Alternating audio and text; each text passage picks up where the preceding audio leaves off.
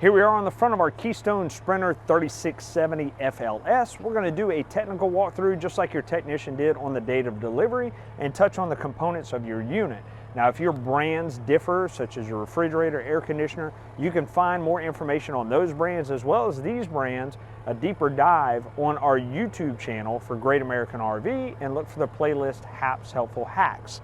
We have on the front here our 7-way plug. Our 7-way plug transfers all of our lights, our turn signals, breakaway, our turn signals, brake lights, all those things come from the towing vehicle through our 7-way to our trailer. It also has a battery charge line that's going to help charge your battery while you're traveling down the road, and your brake line for your brake controller is going to control your brakes.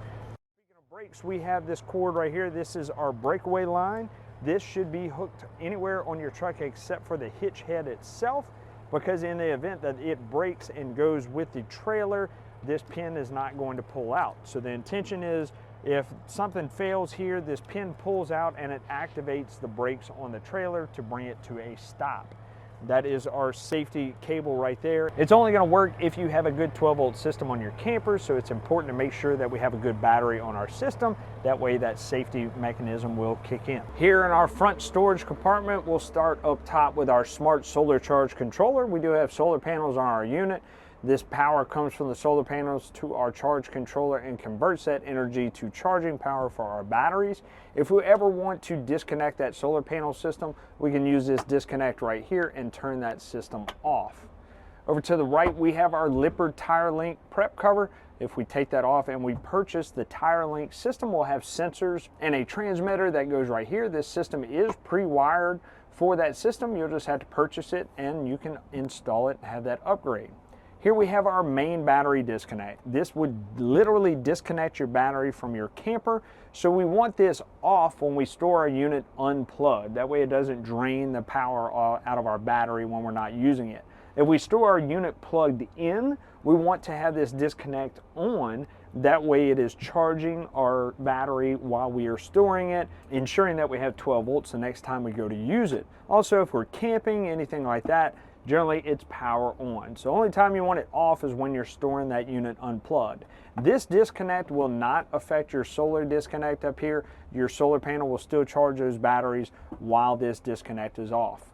We have our battery storage right here, as you can see, and on our left and right side we do have our individual jacks for our leveling system. They do have override caps up here at the top. We have another video that goes into information on how to override these, but it's pretty simple. You unplug them and there's a fitting in here that you put in there and you can operate it with a drill to run these electric jacks up and down. Now, speaking of our electric jacks, we have the landing gears here in the front. We need to make sure that we have at least 6 holes showing on there whenever we go to put our landing gears down. Otherwise, we may not have enough height on those jacks to level our unit. Over to the right of that front storage compartment, we have our solar on the side plug. This is in the event that we store our unit maybe under some trees or under our cover. We want that solar system to still charge that battery. We can buy a separate solar panel, plug it in right here, and that will help charge our system. Here we are on the driver's side of our unit. First thing we're going to go over is our LCI electronic leveling system. We'll touch on that now. Here we have our LCI electronic leveling system. This is for our leveling jacks on our unit. Kick it on, and right there on the screen we have our voltage. Voltage is very important on this system. If we don't have a good 12 volts, good battery, this system may not operate correctly. So keep that in mind if you have any faults or issues with the system or errors. Right out the back, when you enter this screen, you can manually go in and start operating your jacks. So when you kick it up and you want to operate just those front leveling jacks, you can just hold that button down. Orange indicator will indicate those are the jacks that are operating. You can also operate them left and right, and same thing if you retract, hold down that retract button and you can hold down the front button and it will drop down. That's only jacks that mode will operate. Right here we'll go into our arrows. This will be what gets you a little bit further. So auto hitch height is after you have auto leveled your unit. So let's say you disconnected from your truck, you went into auto level and you were done camping. You're going to hit that arrow, go into auto hitch height, press enter, and your unit is going to return to the same position you were in whenever you disconnected your truck or pretty close to it, so you can back right up to it and your hitch should line right up. Our next mode is our auto retract all. After we have hooked that hitch up, we're locked in and we're sure that that hitch has the kingpin and we're not going to cause that thing to come off or anything like that. We've checked everything. We can go ahead and hit enter, and this will retract all of our jacks on our unit to where we are ready to head to our next destination. Next mode is auto retract rear. This is only going to bring up the rear jacks and leave your front landing gears down. Our next mode is our manual level mode. So if we want to manually level our unit ourselves, we can hit enter, go into this manual mode, and it's going to tell us where our degree marks are as far as how off level we are. So this will change as you level your unit. Now you have control of all of your jacks, your front and your rear, and then you can adjust it left and right. And like I said, you can see those degree marks kind of change as you level out the unit. Once again, if we have gone too far, we need to retract a little bit. We hold down that retract button until it lights up, and then we can operate whatever ones we wish. Now, one thing that you'll notice is if we kick this unit off level, we can notice we now have a flashing light right here. This indicates that the front is low. So if we're doing that manual mode, it just makes it a little bit easier.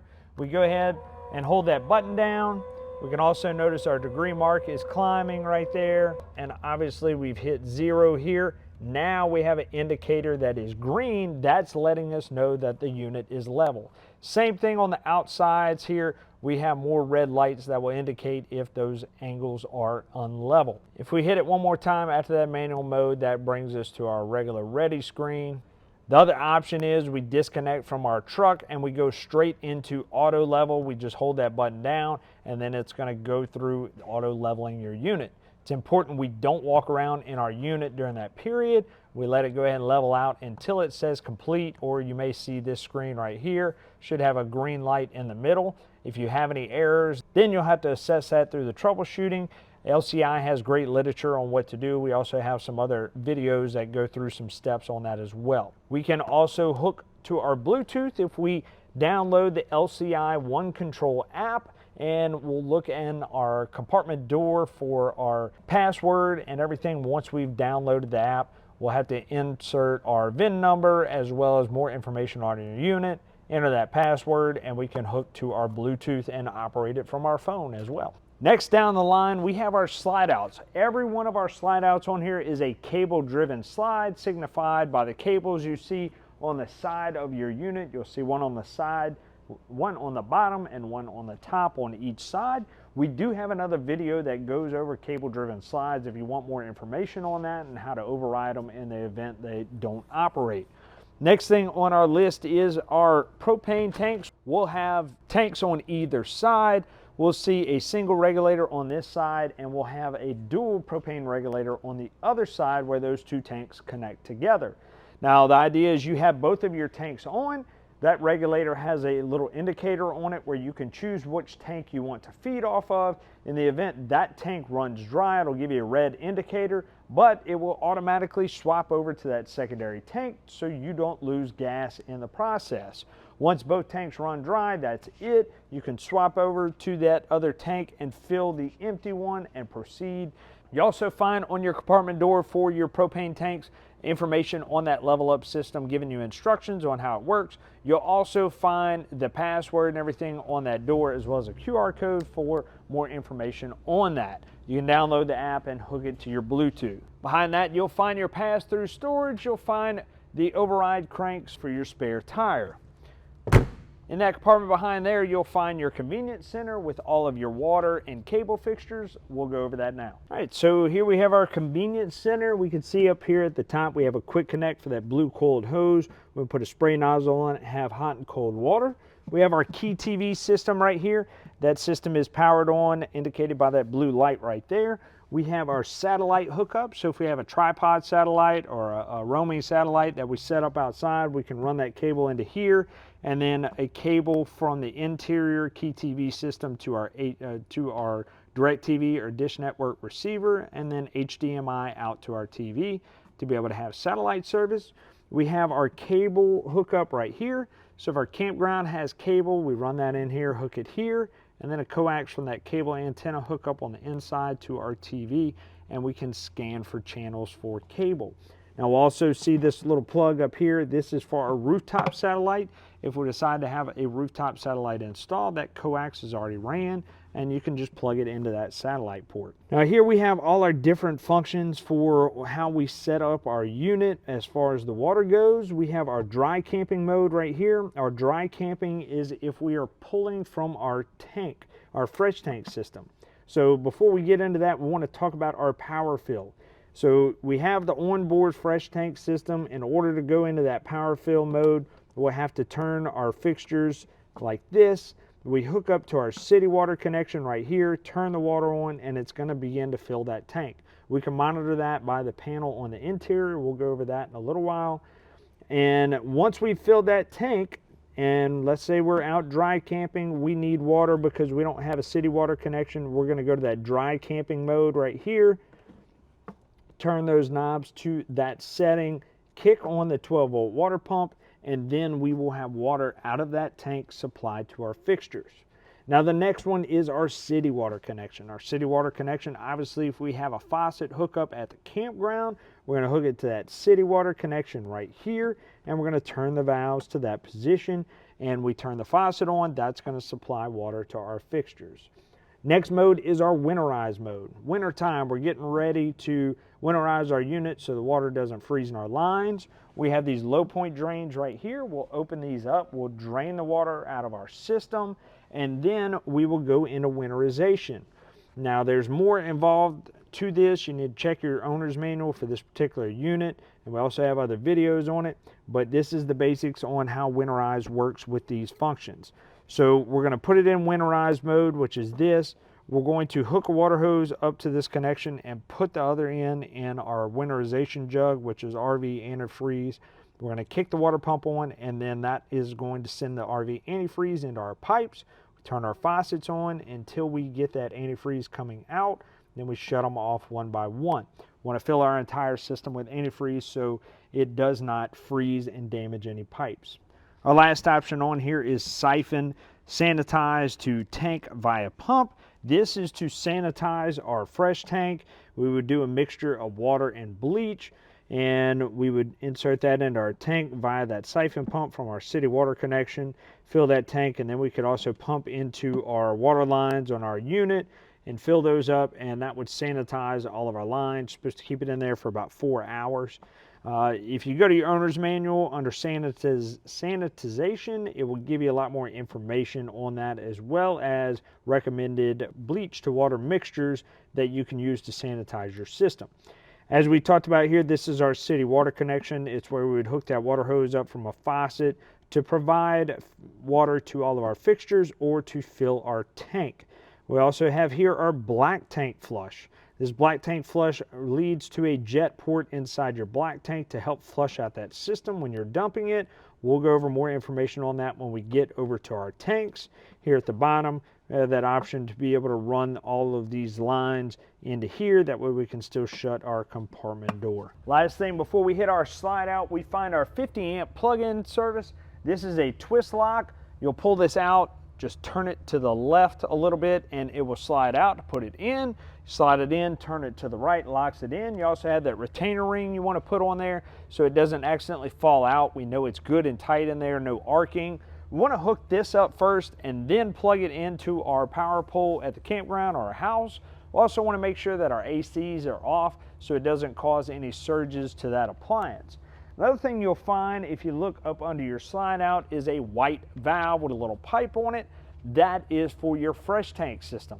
Remember the fresh tank we were talking about in our convenience center that we could fill up? That is to dump and drain that tank out so you can go ahead and put fresh water in there or just leave it empty when you store it. All right, so as we move down past our axles on our unit, if we look under our J-wrap just in front of our jack, we're going to have a valve sticking out of the frame. That is for our first gray tank right here. Our outlet for that sewage system is going to be right here. This is where we'll connect our sewer hose and put it to the port at the campground or at a dump station. Here we have another valve. This one is for our black tank, And then we have one more valve towards the end sticking out of the underbelly. That is for our second gray tank. Now our gray tanks are going to be our showers and our sinks. That is where all of that water goes. That is going to be fairly clean water, no sewage in them, just our shower sink water. So those two valves, when we have that connection at the campsite, we can leave those valves open all the time and let that water drain out, no problem. Our black tank, however, holds our sewage from our toilet. So everything that goes down there is going into that black tank. We want to leave that valve closed while we are camping until we are actually ready to dump, either because that tank is full or we're ready to leave out of the campground.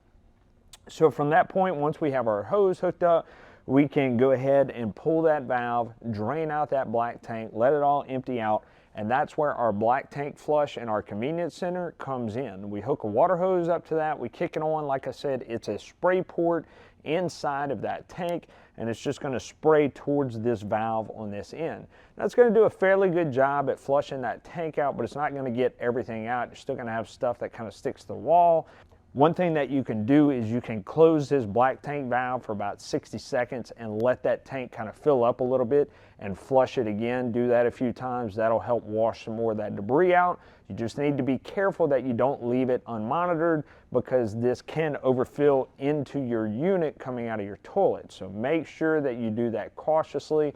Then you can check your meter and check your sensors and see that that tank is flushed out once it reads empty. Now, after we've flushed our tank out, close that black valve off again, and we can either add water once again with our black tank flush, just monitor that panel, or you can go to your toilet, hold it down for a little while. You want to put a couple of gallons of water in there, even if you're storing it, you're not using it again, whatever, always have a couple of gallons of clean water in that tank. That way any residue that's in there doesn't solidify, and you also want to add your chemicals in there. Big tip, and we'll touch on it again on the toilet, only RV toilet paper is to be used in this system. That way it degrades properly. If we use anything else, it's going to clog up that system and you're going to have issues.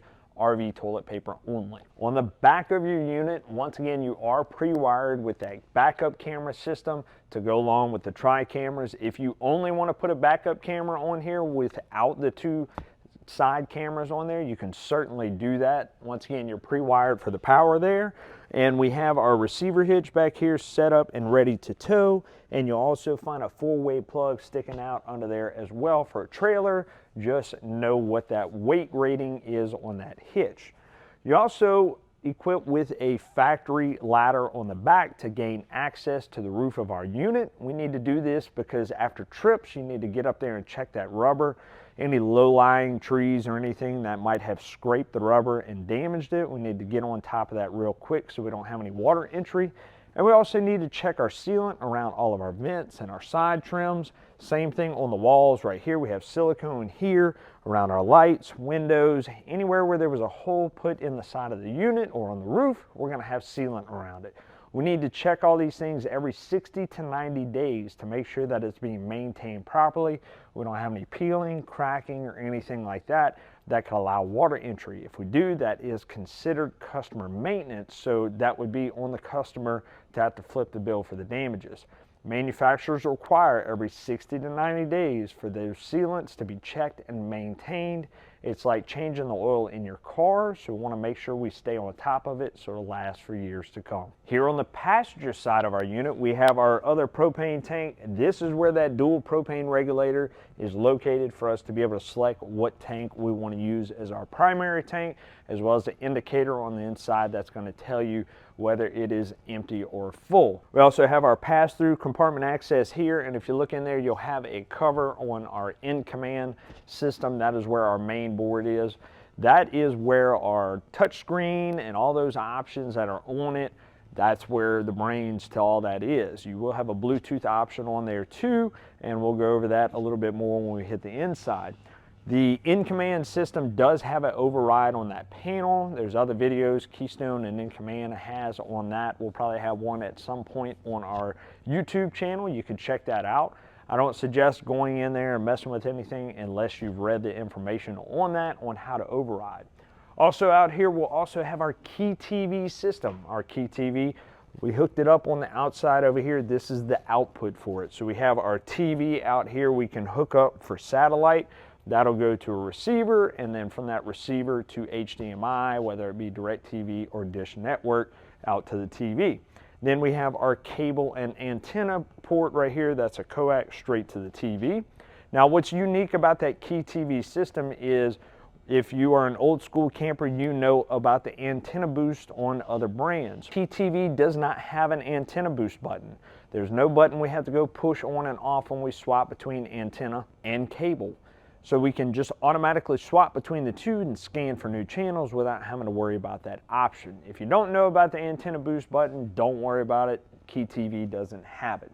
We have our furnace exhaust right here. When you're running that gas furnace, it will get hot right here, so keep that in mind. Under our J-wrap right here on our frame, we do have a port for an LP connection. This is a quick connect connection. It will run straight to our tanks right here. If we have an outdoor grill that we hook up, we can go ahead and pull off of those tanks to be able to cook right there. Moving down the line, we do have an outdoor fridge right here in that compartment. That is a little dorm fridge. It is 110 operated. So keep in mind, anytime you plug in your 50 amp service into anything, this fridge is going to turn on. Now, it does have a little freezer section in there. You can control the temperature, all that stuff.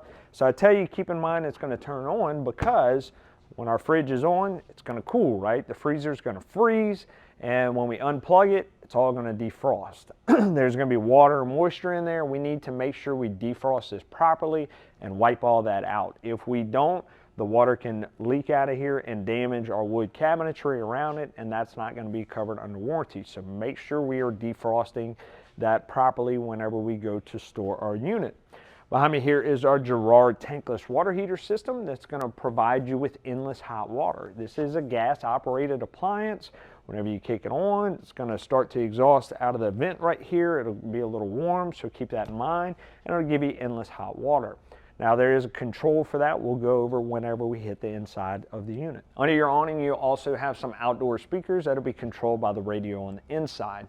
Now, our awning is a 12-volt power device. You flip a switch, that awning is going to go in and out. Same thing with our awning lights, off and on. Our awning is a sunshade only. It is not intended to keep us from the rain, protect us from the rain, anything like that. So if you got little weather coming in, roll that awning in. If wind starts kicking up, you want to roll that awning in. If it does get damaged for anything like that, then it is going to be customer maintenance or insurance claim that the customer is going to have to pay the deductible on. Manufacturers aren't going to participate in that type of damage. Another thing about our awning is we have to pitch it either to the front or to the back. You have this option on either side. I'll show you that in a second. But we do that because we're going to have AC condensation roll off of our roof from our air conditioner system, so that water will drip down, and it has potential to pile up on the middle of the awning and cause it to belly in the middle, potentially causing that awning to collapse. We'll also have dew get on our awning, all those things. So we need to pitch our awning. Doesn't have to be a lot, just a little bit is enough. So in order to do that, we're going to grab that handle. In this case, we can use the stairs because I'm short, or we get a ladder. We grab this handle right here, and we pull it at that pivot point. Now we have pitched our awning to the front. We can do the same thing in the rear so it drips off that way, whatever one you want to do. When we're ready to put it back to roll our awning in, we just push up on that arm, straightens out our awning, and we can roll it in. We also have our entry door here. Our entry door, you're going to feel a little resistance on those hinges. These are friction controlled hinges. This keeps the wind from blowing that door open or closed and prevents any damages from that. We also have our lippered solid steps. Now, if you notice, our awning is all the way in because it's important that we flip those steps in and out, that our door is all the way open so these catches don't hit the frame. So to store these, you're going to lift up on those steps, put them all the way in, and then you're going to flip that little handle right there so these clips lock into the frame. Give it a little tug, make sure that it is locked in to pull them out. Once again, make sure that door is all the way open, pull that yellow handle, and we're going to drop our steps down. Now, it's very important after we auto level our unit, we want to make sure that we level these steps out. They can be leveled out by our legs right here, we have a pin on each side. Pop that pin out. You have some holes here. You can line it up to whatever is level and drop your pins back in. This is important not only for the safety in and out of your unit, but we also want to make sure that this frame doesn't make contact with our entry door when we're opening and closing it, causing damage to our door. Right when we walk into our unit, we have our in-command touchscreen panel. We'll go over that in a second.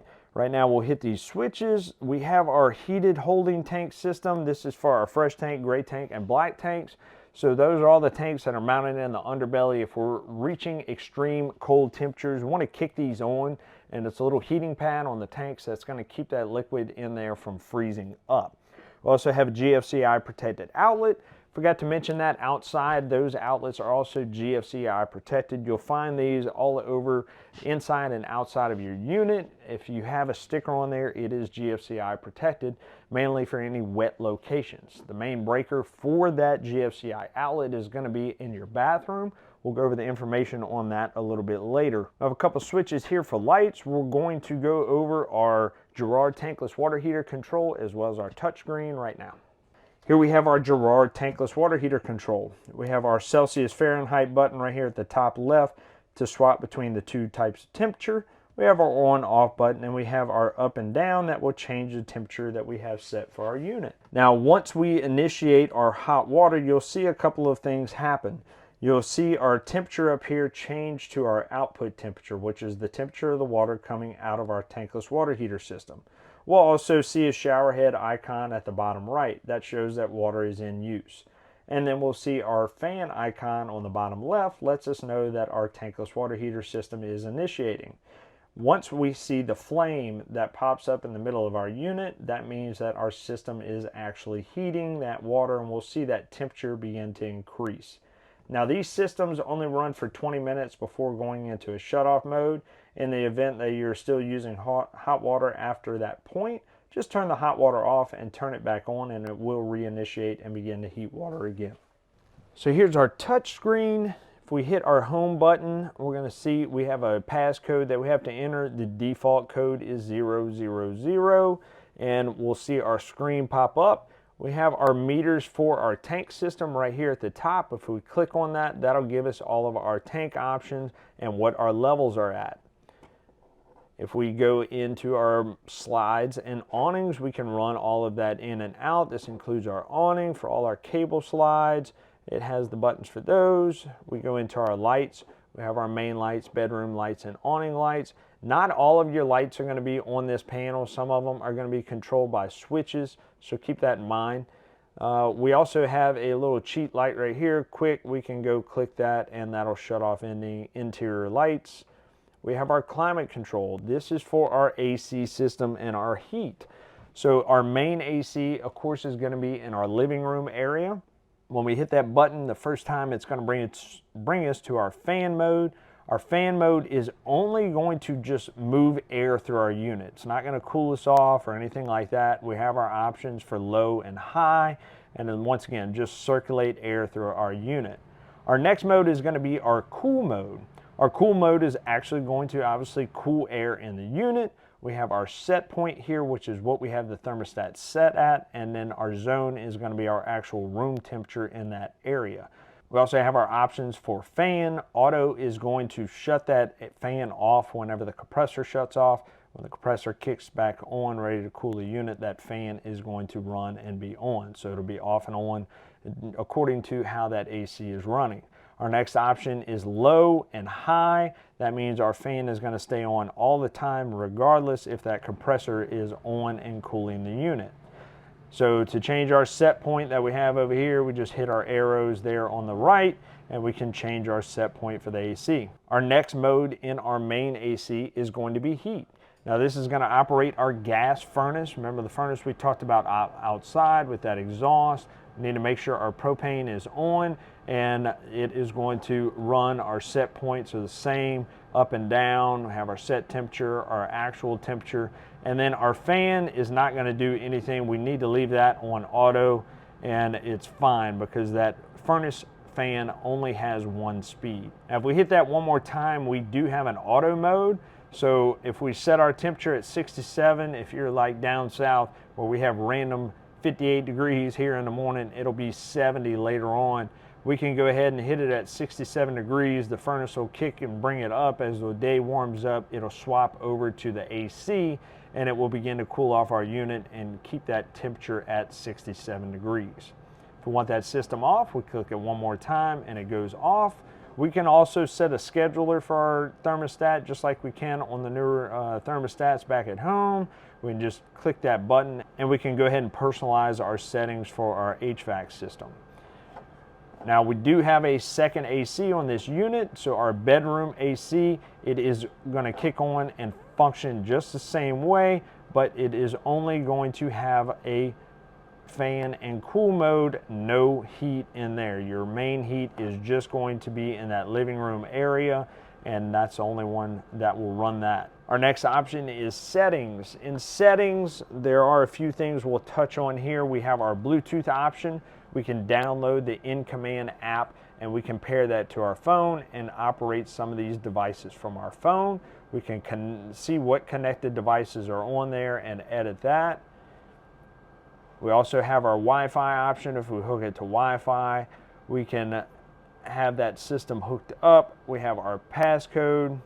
Our passcode is 000. If we want to change that passcode, we can click there. We can clear the passcode and all that fun stuff right there to personalize if we ever want to change it.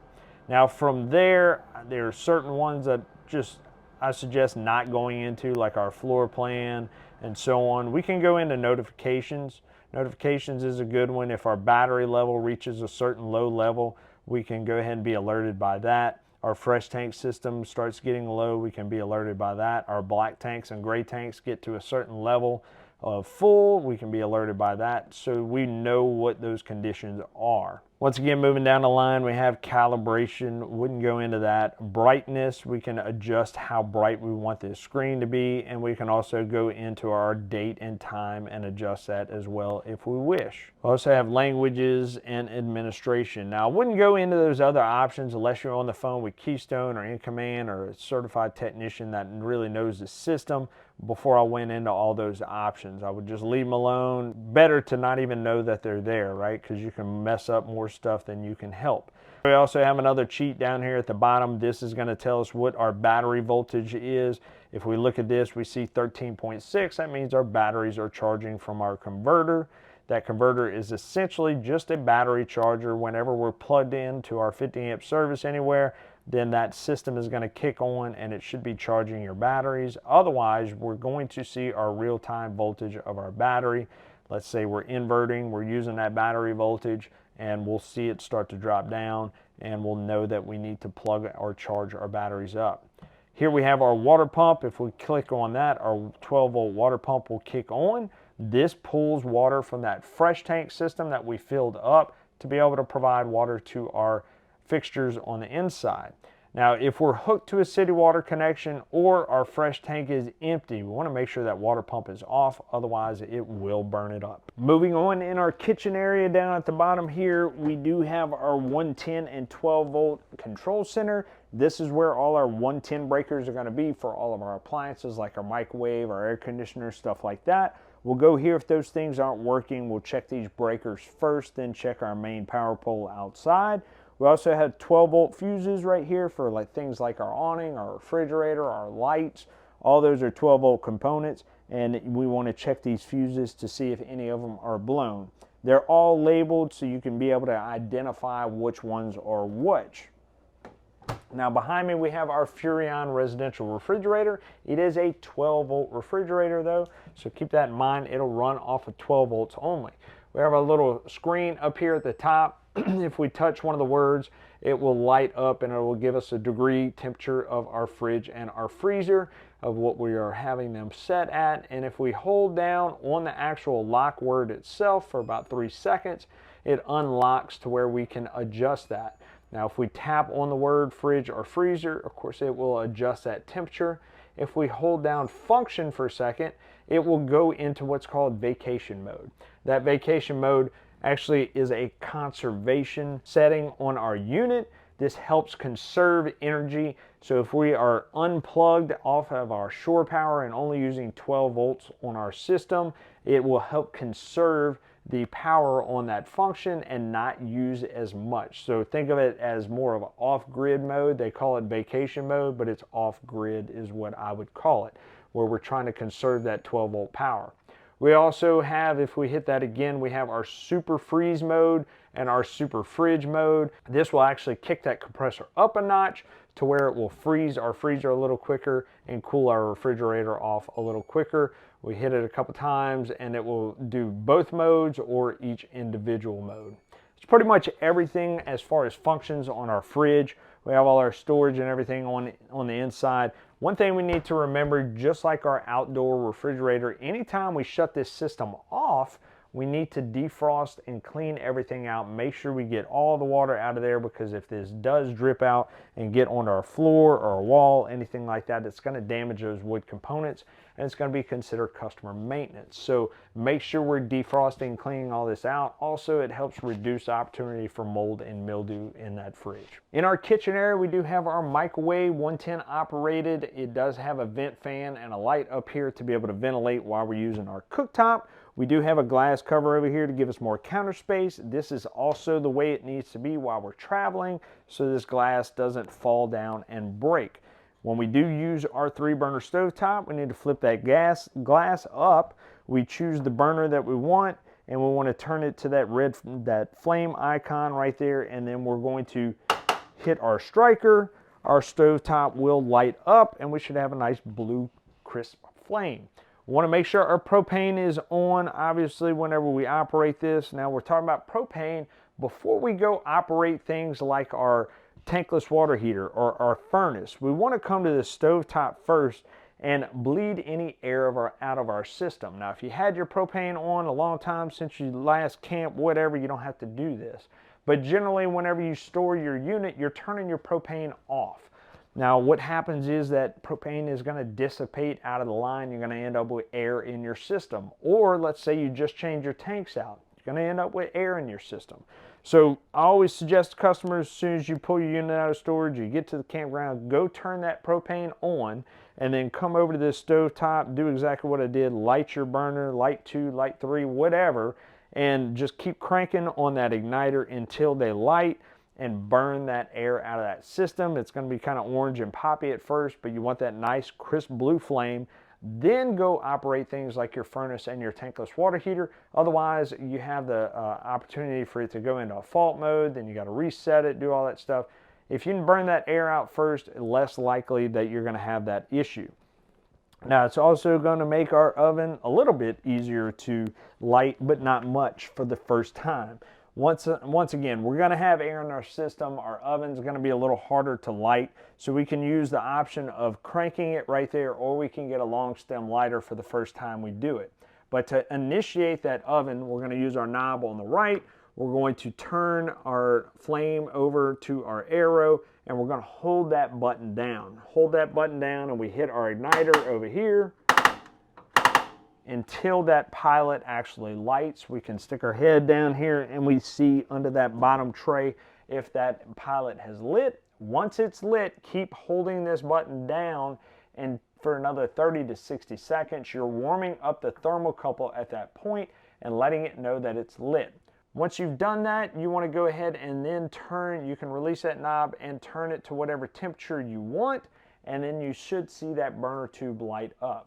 If our pilot went out, we need to go back to that flame icon and light it again and turn it off. We can just turn it off. Now, we do have a switch over here that is going to click up, and we have all our blue lights on our knobs right here. We notice that whether the light is on or off, when we turn these knobs, they go red. That's to indicate that gas is being in use. So if it's not lit and we see that on, we want to go shut it off. Nice little safety feature there.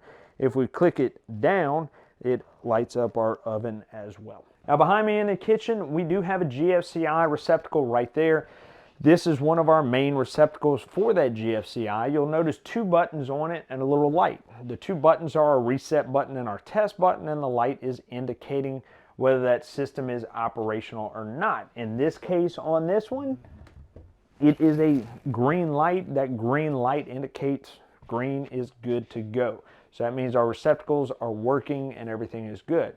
Now, if one of these outlets gets wet or we have too many appliances plugged into it, coffee makers, griddles, so on and so forth, it can trip that outlet out, in which case that green light's going to turn off.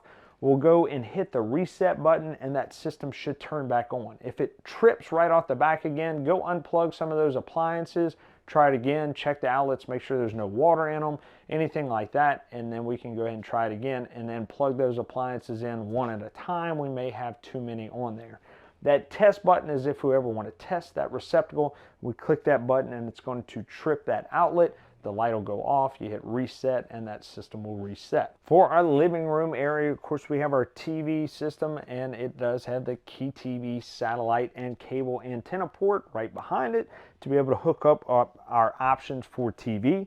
Below that, we have a Furrion soundbar. That soundbar does control our zones, our A and B, or zone 1, zone 2, for our interior speakers and our exterior speakers. We can also hook our Bluetooth up to here and scan for radio channels as well. Below that, we have our electric fireplace. That is a 110 operated device. We can go over the operation of that now. Here we have our fireplace. We have a sensor right up here in the top right. We have to aim that remote at to turn it on. We have our Celsius and Fahrenheit temperature we can change to. And right here, this little flame icon is going to change the dimness of our flame. If we want to change the lighting of our flame, we hit the light bulb on the screen down here at the bottom, and it'll give you some different options right there. If we want to operate our heater on a timer, once again, electric heater, it is going to be this button right here. It looks like a clock, and when we push it, we can see some times pop up: 1 hour, 2 hours, 3 hours, all the way up to 8, and then it will go to 0 hours, letting you know that that timer is off. If we want to change our temperature, we'll use one of these two buttons at the bottom, and we can see once again we have a temperature down there, and we will go ahead and raise it until it kicks on, or lower it, we want it to kick off, or we can keep going until it says on, and that heater will stay running all the time. We kick it up one more time and it's going to say OF, meaning that that system is off. This is our sealant assembly for our AC. This is our return air, where the air gets sucked in to be cooled off and come out of our vents in the ceiling line for our ducted AC. We do have a couple tabs on here we can take off and then remove this vent. It does have a filter in there. It needs to be cleaned or replaced. We need to make sure we're doing that regularly so we're not restricting the flow of our AC. We'll also notice this little cap right here. That cap is for our upgrade, if we choose to do so, for our WineGuard 4G LTE option. This will upgrade our antenna on the roof to be able to get HD channels for that antenna, but also it will give us the ability to boost our Wi-Fi signal at the campground, or we can also get with a cellular provider, have a SIM card put in, and we can have Wi-Fi wherever we're at. As we go down our hallway, we have our MaxxAir vent fan controller that controls that vent fan in the kitchen. Pretty simple. Fan 1, 2, 3, 4. That is our speeds. We have vent open, vent close, and fan off. Down low in our hallway, we have our COLP detector. This is going to notify us of any cautious gases in our unit. We need to test this monthly. We hold down that little test button, make sure the alarm chirps and goes off. We'll see a little light on here that indicates, letting us know that it is powered up. This is a 12-volt safety device. We will have a expiration date on these that lasts about 5 years. It's either going to be printed on the front, or you'll have to unscrew those two screws and it'll be stamped on a tag on the back. We need to make sure that we are checking that and replace it after that expiration. We also need to check our smoke detector and make sure the 9-volt battery in there is good as well, so we're nice and safe when we're out camping. Here we are in our bathroom. We're going to talk about our shower first. Shower is pretty cut and dry. You have a hot, cold, and then of course shower head, right? So when we are dry camping, meaning we don't have a place to dump our sewer at the campsite and we're working off of our fresh tank, or one or the other, we're trying to conserve the amount of water either we put in that tank or using out of our fresh tank. So an easy way to do that in the shower, we have this on-off switch on the shower head. We can go ahead and find that sweet spot for the hot water, We go ahead and shower up and we're ready to lather. We don't need the water on. Click that switch off. It'll shut the water off at the shower head. We can lather up and then kick it back on to rinse off. This just is a convenience thing. You don't have to use it, but it keeps you from having to find that sweet spot on the hot water again, and helps you conserve your water going into your gray tank as well as using the water out of your fresh tank. Now we'll give you a quick hint. When we turn it back on, point it at the wall because the water is going to be a little bit cold coming out at the first burst.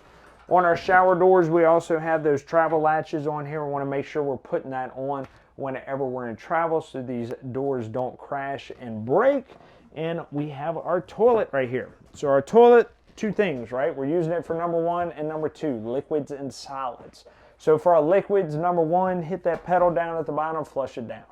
If we're doing number two, we want to just barely hold that pedal down and fill this bowl up about halfway to make sure we have enough water to flush down the solids and down that pipe into our tank, and we don't have any issues with it clogging or anything like that. So make sure we're filling the bowl halfway. Like I said, just barely depress that pedal. Water will start to come out and that little valve at the bottom will stay closed. Now, important thing, we talked about it outside, RV toilet paper only. Don't use anything else because it will not degrade properly and it'll clog up the valve on that tank when you go to drain it. Also, make sure we're using chemicals on our toilet and treat it like a septic tank. Don't put anything else in there besides number one, number two, and RV toilet paper and the chemicals. Nothing else. It will cause issues. It'll get stuck in that tank and it'll be a big problem. So make sure we're doing all of those things for our toilet system. We also have a 12-volt vent fan in here. We can kick that on with the switch over on the side. We need to kick that on whenever we take a shower to help reduce humidity in this bathroom and reduce the chance for mold or mildew to form. In our rear bedroom, of course, we have our second AC here in the rear. It does have another filter on there that we need to maintain properly. We have our mount for our TV that we can mount on the wall, as well as another key TV system with that satellite cable and antenna to be able to have our viewing options there. We have some storage under the bed here. We can kick it up and we see we have that storage helped out by those strong arms on the bed. And in our closet right here, we do have the option to upgrade to a washer dryer system. It has a sticker on the side on where we need to drill the hole for our vent. We have our drain and our water hookups on this wall right here if you choose to use that upgrade. Well, we hope you found that resourceful, but wait, there's more information on our Great American RV YouTube channel. This channel right here, find the playlist Hap's Helpful Hacks. We go over different products in this unit and we'll take a deeper dive with more diagnostics, more information, as well as helpful tips when you're out camping. Tell your buddies, tell your friends, like, share, subscribe, do all those awesome things on YouTube, TikTok, wherever you found us, and keep watching here at Great American RV Superstores, where we bring the how-to you.